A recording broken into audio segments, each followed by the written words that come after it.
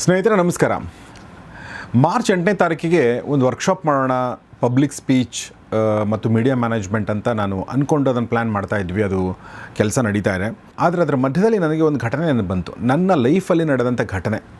So ಹೀಗಾಗಿ ಇದನ್ನು ಈ ಟೈಮಲ್ಲಿ ಹೇಳಿದರೆ ಭಾಳ ಆ್ಯಪ್ಟ್ ಆಗಿರುತ್ತೆ ಅಂತ ನಾನು ಹೇಳ್ತಾ ಇದ್ದೀನಿ. ಸೊ ಇದು ಒಂಥರ ಸಿನಿಮ್ಯಾಟಿಕ್ ಅಂತ ಒಂದು ಟು ಸಮ್ ಎಕ್ಸ್ಟೆಂಟ್ ಅಂತ ಅನ್ನಿಸ್ಬೋದು ನಿಮಗೆ. ನಾನು ಅವಾಗ 3ನೇನೋ 4ನೇನೋ ಕ್ಲಾಸ್ ಇದ್ದೆ ಕರೆಕ್ಟಾಗಿ. ಮತ್ತು ಅದೇ ಮೊದಲನೇ ಬಾರಿಗೆ ನಮ್ಮ ಪ್ರೈಮರಿ ಸ್ಕೂಲಲ್ಲಿ ನಮ್ಮ ಟೀಚರ್ ಒಬ್ಬರು ಬಂದು ಹೇಳಿದರು, ನೋಡಿ ನಿಮಗೆ ಭಾಷಣ ಸ್ಪರ್ಧೆ ಇರುತ್ತೆ. ಭಾಷಣ ಸ್ಪರ್ಧೆ ಅಂದರೆ ನಿಮಗೊಂದು ವಿಷಯ ಕೊಡ್ತಾರೆ, ನೀವು ಅದರ ಪರ ಮತ್ತು ವಿರೋಧ ಎರಡೂ ಆಯ್ಕೆ ಮಾಡ್ಕೊಳ್ಬೋದು. ಆಮೇಲೆ ನೀವು ಭಾಷಣ ಮಾಡಬೇಕಾಗುತ್ತೆ ಅಂತ ಹೇಳಿದರು. 2 ಟಾಪಿಕ್ ಕೊಡ್ತಾರೆ. ಯಾವ ಥರ ಟಾಪಿಕ್ ಅಂದರೆ ಕಬ್ಬಿಣ ಮತ್ತು ಬಂಗಾರ.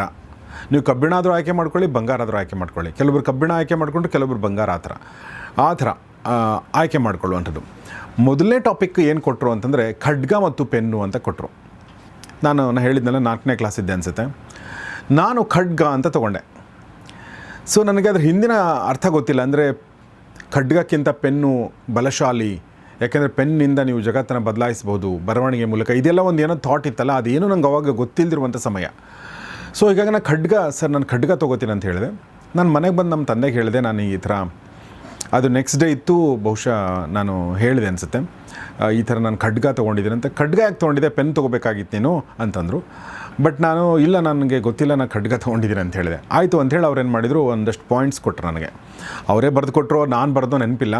ಅದರಲ್ಲೇನು ಬರೆದಿದ್ದೆ ನಾನು ಅಂದರೆ, ಅಥವಾ ಅವ್ರು ಬರ್ಸಿದ್ರು ನಮ್ಮ ತಂದೆ ಅಂದರೆ, ಖಡ್ಗ ಅನ್ನೋದು ನಮಗೆ ಭಾಳ ಯೂಸ್ಫುಲ್ ಆಗಿರುವಂಥ ವಸ್ತು. ಯಾಕೆಂದರೆ ನಾವು ಪೂರ್ವಜರು ಬದುಕಿರೋದೇ ಖಡ್ಗದಿಂದ. ಆವತ್ತು ಬೇರೆ ಯಾರೋ ದಾಳಿ ಮಾಡಿದಾಗ ಖಡ್ಗದಿಂದ ಹೋರಾಡಿನೇ ಬದುಕಿದ್ದಾರೆ. ಅಥವಾ ಕಾಡು ಮೃಗಗಳು ನಮ್ಮ ಮೇಲೆ ದಾಳಿ ಮಾಡಿದಾಗ ಕಾಡಿದ್ದ ಖಡ್ಗದಿಂದ ಅಥವಾ ಖಡ್ಗದಂಥ ಆಯುಧದಿಂದ ನಮ್ಮನ್ನು ನಾವು ಬಚಾವ್ ಮಾಡ್ಕೊಂಡಿದ್ದೀವಿ. ಹೀಗಾಗಿ ಖಡ್ಗ ಪೆನ್ನಿಗಿಂತ ಬಲಶಾಲಿ ಅಥವಾ ಬೆಟರ್ ಅಂತ ಒಂದು ಧಾಟಿಯಲ್ಲಿ ಆರ್ಟಿಕಲ್ನ ಒಂದು ಭಾಷಣ ಬರೆದುಕೊಟ್ರು, ಒಂದು ಪೇಜಲ್ಲಿ ಬರೆದುಕೊಟ್ರು. ನಾನು ಅದನ್ನು ಕೂತ್ಕೊಂಡು ಬಾಯ್ಪಾಟೆಲ್ಲ ಮಾಡಿದೆ. ಅದೇ ಮೊದಲನೇ ಬಾರಿಗೆ 4ನೇ ಕ್ಲಾಸಿನ ಹುಡುಗ ಸ್ಟೇಜ್ ಮೇಲೆ ಹೋಗೋಕ್ಕೆ ರೆಡಿ ಆಗಿದ್ದೀನಿ ನಾನು. ಓಕೆನಾ, ಕನ್ನಡ ಪ್ರಾಥಮಿಕ ಶಾಲೆ ನಿಮ್ಗೆ ಗೊತ್ತಿರುತ್ತೆ. ಸೊ ಏನಾಯಿತು, ಅವತ್ತಿನ ದಿನ ಒಂದಿನ, ಅದು ಶನಿವಾರನೋ ಏನೋ, ಸಂಜೆ 4 ಗಂಟೆಗೆ ನೀವು ಬಂದು ಮಾತಾಡಬೇಕು ಅಂತ ನಮ್ಮ ಟೀಚರ್ಸ್ ಎಲ್ಲ ಹೇಳಿದರು. ಅದೊಂದು ಅದೇ ನಮ್ಮ ಒಂದು ಕಾರಿಡಾರ್ ಇತ್ತು. ಕಾರಿಡಾರಲ್ಲೇ 1-2 ಚೇರ್ಗಳನ್ನ ಹಾಕಿದ್ರು, ಹೆಡ್ ಮಾಸ್ಟರ್ ಎಲ್ಲ ಕೂತ್ಕೊಳ್ಳೋಕ್ಕೆ, ಆಮೇಲೆ ಸ್ಟೂಡೆಂಟ್ಸ್ ಎಲ್ಲ ಕೆಳಗಡೆ ಕೂತ್ಕೊಳ್ಳೋದು ಅಂಥೇಳಿ ನನಗೆ ಗೊತ್ತಾಯ್ತು. ಆಮೇಲೆ ಕರೆಕ್ಟ್ 4 ಗಂಟೆಗೆ ಅಂತಂದರೆ ನನಗೆ 3:30 ಹಾಗೆ ಅಷ್ಟೊತ್ತಿಗೆ ನನಗೆ ಭಯ ಶುರುವಾಯಿತು. ನಾನು ಹೆಂಗಪ್ಪ ಇದು, ಏನು ಮಾತಾಡೋದು, ಹೆಂಗೆ ಇದು ಅಂಥೇಳಿ ನನಗೆ ಸಿಕ್ಕಾಪಟ್ಟೆ ಭಯ ಆಯಿತು.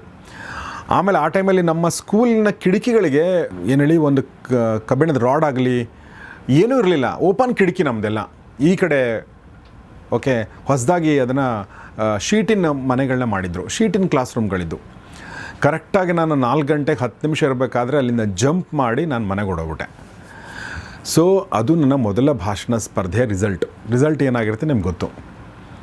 ಸೊ ನಾನು ಮನೆಗೆ ಹೇಳಿಲ್ಲ ನಾನು ಹಿಂಗೆ ಓಡಿ ಬಂದಿದ್ದೀನಿ ಅಂತ.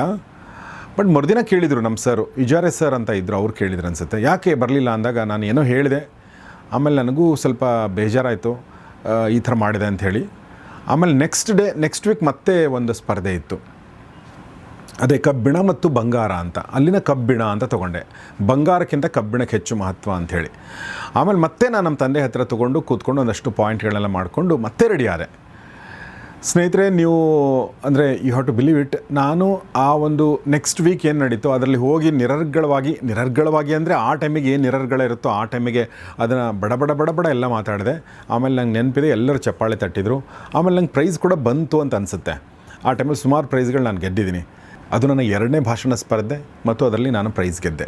ಮೊದಲನೇ ಭಾಷಣ ಸ್ಪರ್ಧೆಯಲ್ಲಿ ನಾನು ಓಡಿ ಹೋಗಿದ್ದೆ.